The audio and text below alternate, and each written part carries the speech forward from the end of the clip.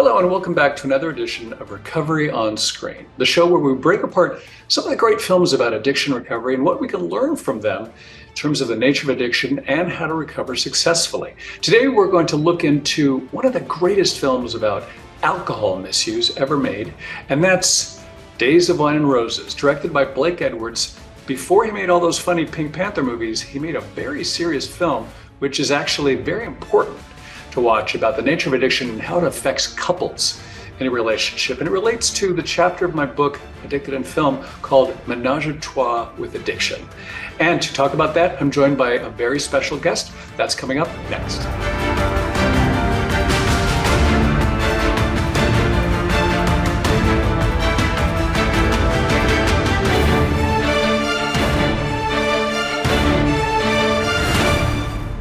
People often ask, why does an actor choose a certain role to play? Why Joe Clay, then? Not a very admirable character, certainly. A man who's apparently compromised himself in his scramble for status. A fellow whose day very often begins and ends in a bar. And when it takes a boatload of girls to keep the client happy, old Joe's got all the right numbers. He knows just what he's doing, why he's doing it, and where he's going. When suddenly, in this woozy world of expense accounts, he meets the girl that he falls in love with. Now, on the surface, this would seem to be a shockingly sensational type of situation, but the qualities of Joe Clay's story are not that easily revealed. That takes a fine writer. And when I read this script, written by a fine writer named J.P. Miller, I knew that I wanted to play this part more than any part I have ever been lucky enough to play. Hey, welcome back, and thank you again for coming to Recovery on Screen. I've got a very special guest today. Stephen Kind is joining me. Stephen, where are you dialing in from? What part of the country? Oh, I'm in Mankato, Minnesota. Mankato, Minnesota. Well, I really am so excited to be with you because, working with you and being a colleague, of course, is wonderful. We came through the Smart Recovery system. But also, I love that you love one of my favorite films, which is Days of Wine and Roses with Jack Lemmon, which is one of the classics. Tell me a little bit about what you do, Stephen, and what you're up to these days. Well, currently I work for the Smart Recovery National Office. I am a Smart Recovery facilitator like yourself. I have kind of gone from being more or less the communications person to doing a lot of outreach, and am now serving on the Marcom committee. So things have progressed for me in my world with Smart. I'm also, like I said, a facilitator here in Minnesota, and we've got a group of meetings that has just been growing. So it's been fantastic. Oh, that's great. I'm sure everybody thanks you for the service that you do for the recovery community with Smart or individually. And so let's go to the movie. Let's just dive right in. Why do Days of Wine and Roses, why does that movie speak to you? Well, I tell you what, when I first saw it, I was absolutely bowled over by the performance of Jack Lemmon. I mean, Remick was really good, but I was used to the comedic Jack Lemmon. And as a matter of fact, I never saw this movie until about 73, 74.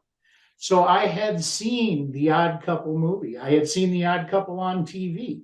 I had seen Some Like It Hot. I had seen a body of this man's work, but I had never seen him do a serious dramatic role before. And when I remember when I first started watching it, there was the big question mark, okay, when is this going to start picking up and getting funny? And he's got the scene in the elevator where he makes the face in the background. I thought, okay, here we go. Well, that never transpired, but it hooked me in. I remember as a kid thinking, this is not the guy I'm used to seeing. And it just got me to the point where I couldn't stop watching this movie, even though it was not what I was expecting. Yeah. And what's interesting about it is that Jack Lemmon and his people at the time must have been fully aware of the fact that this was such a departure. As I said in the book, it's almost like Jim Carrey went from doing Ace Ventura: Pet Detective, and his next role was in Schindler's List. I mean, it was just such a departure for him. And before the movie was released, they actually had him do an infomercial where he sat down and kind of explained, this movie's really important to me. I'm not going to be that funny. This is something that's really sort of speaks to my heart, which is sort of like his way to hedge in a little bit of a way, to explain to his viewers that was what's going to happen. But it paid off. I mean, he was a serious dramatic actor, and he wasn't just known for the funny, although he was great at that as well. Now, in terms of the content of the film itself, and you being in recovery yourself and being a facilitator for Smart Recovery, what were some of the aspects of the film that you thought were really had the impact and usefulness for people who are watching this from the point of view of how a movie like this could help in recovery? Well, I watched this movie many years later, and it started to resonate with me on a personal level because I was in love with a woman back in high school, and we had our menage a trois with alcohol and drugs. Pretty much anything that came down the pike, we would both do. We had formed such a relationship that in our senior year, we decided we needed treatment. So we actually went into a treatment program together. For those that have not experienced that, it's not something I would recommend. We got sober. We stayed sober, I believe, a little over maybe 90 days after we had gotten out. But of course, just like you talk about in the book, the question becomes, will she slip first? Will I slip first? Will he drink first? Will I drink first? How long can I hold off? How long can they hold off? And of course, the minute that either one of us decided to go off the rails, it was a joint effort. And the menage a trois picked right back up again. Exactly. It is very much, and I also, have been in relationships where alcohol was involved. And it really is, I guess it's called co-enabling, what have you. But there's that amazing scene in the film, which is just I related to so completely, which is where they've been sober for a while. They're on the farm with Kirsten's father, and everything's great and hunky-dory. And they seem to be more in love than they were before. And they're kissing and on the hay, like they're on a hayride or whatever. And he says, I've never been so in love or felt this. And she says something to the effect of well, I've only ever felt this way if we were drinking. And so that becomes this little spark. And that's all it takes and when you're addicted to alcohol or drugs, is just that little entry point that she gives to him. And he basically runs with it. And then, as we know, chaos ensues. Is there another scene in the movie that sort of spoke to you in terms of giving some really crucial lessons about the nature of addiction, especially as it relates to relationships? Well, the selfishness that's involved in that relationship itself. The same scene cut forward a little ways where Jack Lemmon is just losing it in the greenhouse. And it's not so much that he's losing it. It's that when he does find that bottle, he doesn't share it. He drinks it. It's his. Yeah. I remember my relationship. It was a cardinal sin. You don't do things without me being there. So it was an insistent triangle. It was not something that I was allowed to do on my own or she was allowed to do on her own. We were all in a group, the three of us. Yeah, the three of us. And there's something very interesting also in that at the beginning of the film, Kirsten doesn't drink. She's very much a teetotaler. And this sort of really almost enrages Jack, played by Jack Lemmon. I guess Joe Clay is the name of the character. Right. And that's sort of that becomes almost like a challenge for him to get her to drink. And he finally gets her to drink and they have a great time. And then it becomes part of their whole thing, their whole marriage. She tries to stop, and she does actually stop after she has a baby because she's nursing, etc. And there's a scene where Jack, comes home after a really great evening. And do you remember the scene? Do you want to tell us why that scene is equal parts illustrative, but also kind of damning and sort of depressing at the same time? Well, again, he's without part of the threesome.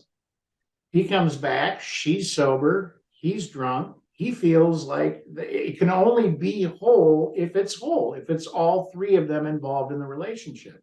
So I can relate with it. Now, I've never been to the point where I have pushed it on anybody, but I did absolutely not want to date anybody who was not going to enjoy the same things I did. The same woman that I was with, we got engaged, we almost got married. It was an alcohol blow up that was kind of the end of our relationship. So that should have been a light bulb above the head. But again, I continued to look for somebody to share the threesome with, not somebody where I was going to be that odd man out, like Joe Clay felt like when he got home and he was the odd man out. He was missing part of that threesome. Yeah. And there's another interesting part of this, and for those of you who've seen the movie, if you haven't seen the movie, I hate to be a spoiler alert, but basically Joe decides that he just he winds up having these benders, and he winds up in an insane asylum, and he meets Jack Klugman, who we all love Jack Klugman. And he's like, I'm from Alcoholics Anonymous. And that was like the first time that Alcoholics Anonymous had actually been a star of a movie. And this was actually a huge, almost like product placement for them, which was good because, not a lot of people knew that was an option. So it was great publicity and a great help to people who were looking for help. But after he goes through that, he decides, and he does his testimony, he goes to meetings, and I guess he ostensibly goes through the steps. But then he discovers that Kirsten doesn't want to do that. And she has a couple of, pretty formulaic responses as to why she doesn't want to do that. Why, do you run us through some of the things that Kirsten says why she doesn't want to do it? And why you've probably heard that a million times when you go to people and your meetings, and they probably give you the same excuses. Well, I can tell you the one that was personal to me and is often heard by me from people who come to our meetings is saying that you're an alcoholic or an addict, labeling yourself in that way. It's got the stigma base to it. It's almost as though you are giving up your identity and replacing it with what you have as a preconceived notion of what that means. Usually that means out in the alley by the dumpster with a bottle of wine. That's the first thing that comes to mind for a lot of people. And I have always had an issue with that. Now, I've been through the 12-step program several times and relatively successfully, not real long-term, but relatively successfully in the period that I was in there. But that was always something that stuck in my craw is, why do I have to announce myself this way every time I open my mouth? And I could really relate with Kirsten in saying that she did not want to do that. So that was the biggest thing that hit home with me. And also, I think in the same vein of that, she has what a lot of people have, which is this sense of pride that like she's not going to get up in front of those people. She's not like those people. Those people have a problem. I'm different from those people. And it's this issue that like people don't want to debase themselves by admitting this in front of other people. Yet they're the same people who will debase themselves by being the person who's drinking wine in an alley and be the subject of scorn of people observing them, but they won't do it publicly, which is very strange and sort of like there's a total disconnect there, I feel. And also Kirsten says that when she doesn't drink, the world looks dirty to her. Now, and that is a very interesting, and I speak about that in the book as well, this whole idea that, and this comes up again in Beautiful Boy and several other movies, and Trainspotting as well, in reference to heroin, where life as it's presented to us, reality, is just not cool enough, hot enough, fun enough, or clean enough for some people. You have to get altered and able to enjoy it. And yet we're doing the fight to sort of make the opposite argument, that the opposite is true. Give us some of your thoughts about this and how you try to convince people that reality is not broken, because it's actually perfectly fine. It's you are the person who's broken. Well, you see everything through your own prism. What you think is the best way to live is what you've been doing for how long? Until the other shoe dropped. That was your reality. That was where you felt comfortable. I make a joke about it when I do, the cost benefit analysis through Smart Recovery. I will tend to use on the benefits of drinking. It was, I could sing, I could dance, and I would fill in those blanks. Of course, in my costs of the same thing, I really couldn't sing. I really couldn't dance. And I ended up having to hear about it the next morning. So to me, my life was beautiful. I was a singer, I was a dancer, I could charm everybody. Well, once I got sober, I got to realize that, besides the fact I couldn't sing nor dance, a lot of the things that I was doing were less than charming. It's like finding out the next day what you did the night before. You thought you had this beautiful, wonderful thing going on the night before, and you find out the next day that it was anything but that. And then you're embarrassed for your own actions. So how do you take care of that? You go back to the world that you're comfortable in. You get that bottle back out, you get whatever your drug of choice is back out, and you start to search for that beautiful world all over again. So yeah, as far as Kirsten's take on that, I thoroughly understand. Yeah. Yeah, and she's very interesting. Little sort of movie trivia that I also mentioned in the book is that all three of the director, Blake Edwards, Lee Remick, and Jack Lemmon all checked themselves into rehab after the making of the movie at different phases. And of course, Jack Lemmon had a little bit, this wasn't well documented. A lot of people didn't know this about him, but he struggled with alcohol, and he had a DUI in the 70s that was publicized, and he'd gone through the program and gone through long periods of abstinence, and who knows how deep his struggles were with alcohol. But certainly, it was very interesting that everybody went into rehab after the making of that film.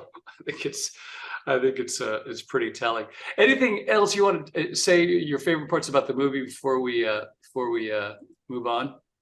Well, I was just going to say, one of the things that made me kind of, taken aback back when I had first watched it. It was not this funny movie that I was expecting, but yet it had Oscar from the TV series and Felix from the movie in the movie. That was not funny. That one just threw me for a loop. I grew up, my brother and my parents called us Oscar and Felix. I'll let you decide which one you think I was. Oh, I think you're Oscar. You got it. Well, it is, and this is one of the things I also mentioned in the book, which is, the use of humor and the fact that really ultimately comedy is really tragedy plus time.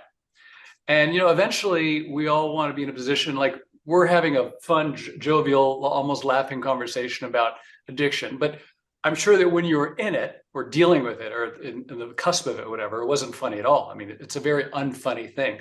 But over time, you get a perspective on it, and you realize that, there are certain aspects of it that are humorous, that there's certain aspects that are not, they're dark. But the ability to laugh at yourself, I think, is a very therapeutic thing to have, because it absolves you of a lot of the guilt. It's a way of absolving you of some of the guilt and making that go away and sort of washing you clean and letting you realize that you're facing each new day with a fresh, positive, sober perspective, and the ability to do the best that you can with what you've got, unencumbered by the past. And a lot of times I think it's the ability to laugh. And so that's why I think Jack Lemmon and all the other films that, like, for instance, a great example, Cocaine Bear. I mean, okay, so from a certain perspective, and I wrote a reporter from the New York Times and I told him about this. I said, Cocaine Bear, all right, huge hit in the United States, laughing at drug addiction, cocaine, really not funny, but the movie's very funny. And it's okay to laugh at addiction because there are aspects of it that are extremely funny, especially when the addict is a bear who goes on a killing spree. So, so some people might disagree. They'd be like, all right, so Cocaine Bear, not funny.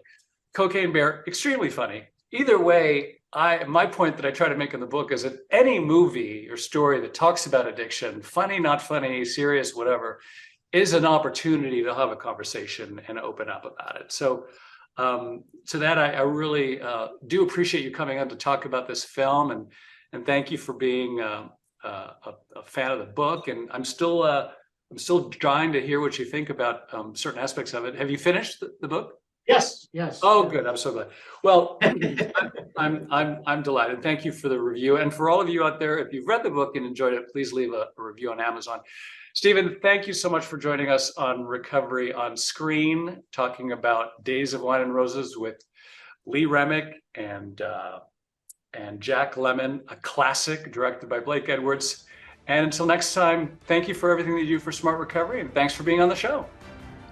Thank you for giving me the opportunity to.